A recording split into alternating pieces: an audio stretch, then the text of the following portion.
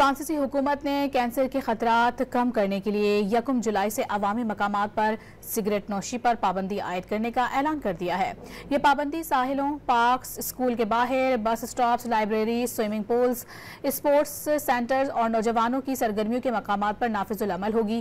Cafe के outdoor terraces को इस पाबंदी से इस्तिस्ना हासिल होगा। इलेक्ट्रॉनिक सिगरेट्स पर भी ये कानून लागू नहीं होगा।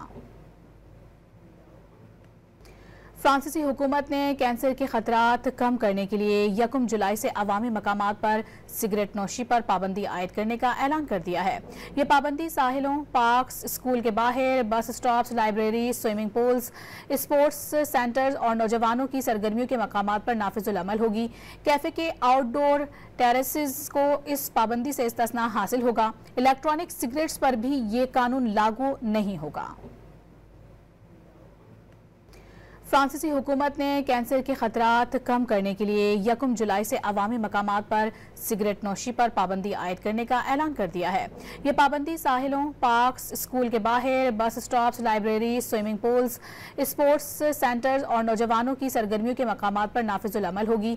कैफे के आउटडोर टेरेसेस को इस पाबंदी से इस्तिस्ना हासिल होगा। इलेक्ट्रॉनिक सिगरेट्स पर भी ये कानून लागू नहीं होगा।